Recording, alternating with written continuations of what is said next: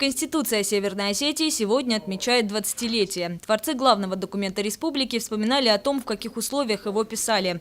На круглом столе, приуроченном к знаменательной дате, выступил Юрий Берагов. В 1994-м он занимал пост председателя Верховного Совета Северной Осетии. Тогда, 20 лет назад, в республике была сложная и экономическая, и социальная, и политическая обстановка. Регион только приходил в себя после Остино-Ингушского конфликта. К тому же еще не до конца были решены проблемы с беженцами из Южной Осетии.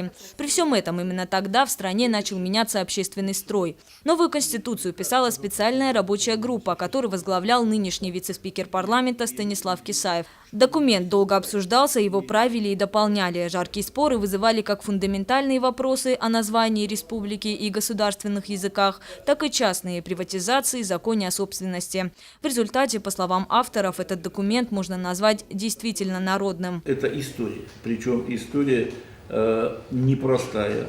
Я не буду говорить славная, бесславная, непростая история. Мы подошли, мы говорили о том, что вообще-то в нашей стране к тому времени поменялся общественно-политический строй. И нравится это нам, не нравится, виноват Горбачев, не виноват, это была потребность времени, перестройка со всеми вытекающими последствиями, в частности, в государственно-правовом варианте.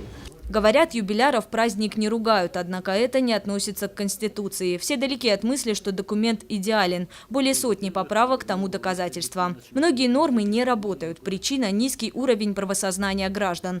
Действие Конституции обеспечивает госвласть, но и сами люди должны быть инициаторами борьбы за свои права, считают авторы документа. Только в такой ситуации декларация желаемого может стать констатацией действительного.